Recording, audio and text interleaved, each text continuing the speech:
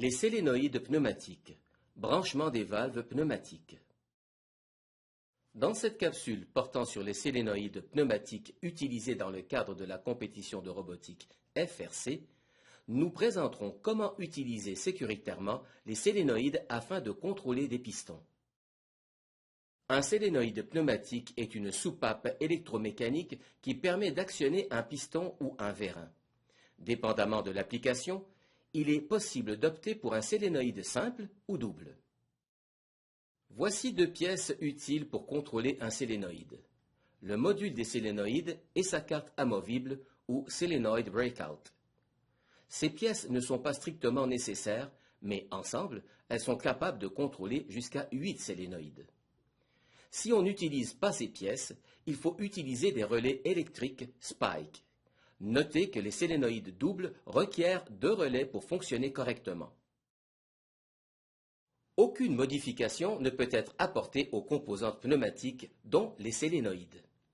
Pour brancher la carte amovible du module au panneau de distribution électrique, il faut utiliser des fils de calibre minimal AWG18. On relie ensuite les solénoïdes à la tête de module avec des fils d'au moins AWG24. Le diamètre d'entrée et de sortie d'un solénoïde ne peut pas dépasser 1/8 de pouce NPT. Le coefficient de débit maximum d'un solénoïde est de 0,32. Ceci est une mesure de la résistance à l'écoulement à l'intérieur de la pièce. De plus, les solénoïdes doivent être certifiés pour une pression minimale de 125 PSI. Sinon, il faut ajouter une autre valve de sécurité. La carte amovible du module Solenoid Breakout doit être alimentée à partir du panneau de distribution électrique. Il faut un connecteur WAGO pour le branchement. Dépendamment du courant requis par le solénoïde, on alimente du 12 volts ou du 24 volts. Dans tous les cas, il faut un fil de calibre d'au moins AWG18. Voici les schémas de plusieurs modèles de solénoïdes. Sont illustrées les entrées, les sorties, l'échappement, la bobine électrique et les ressorts. On voit aussi les différentes configurations possibles pour répondre à des besoins variés. Les flèches représentent la direction que l'air prend, alors que les lignes coupées indiquent qu'il n'y a pas de mouvement d'air. Les ressorts repoussent les solénoïdes dans leur position de départ. Pour procéder au branchement d'un solénoïde, vous aurez besoin du matériel suivant. Sériaux avec module solénoïde, un solénoïde, un câble de connexion pour solénoïde et un câble à 2 brins pour connexion sur le module.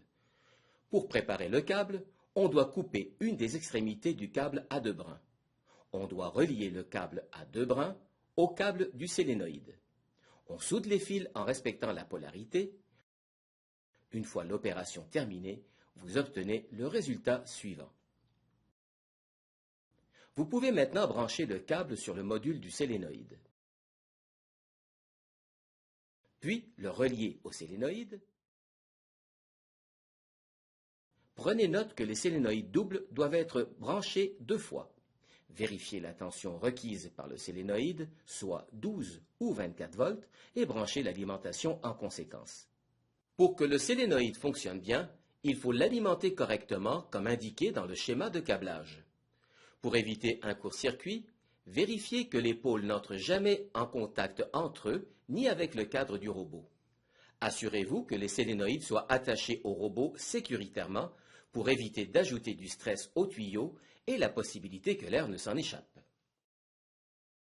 Au moment du design de votre circuit pneumatique, il faut prendre en considération que la plupart des solénoïdes ont besoin d'une pression d'au moins 30 PSI pour fonctionner comme il faut.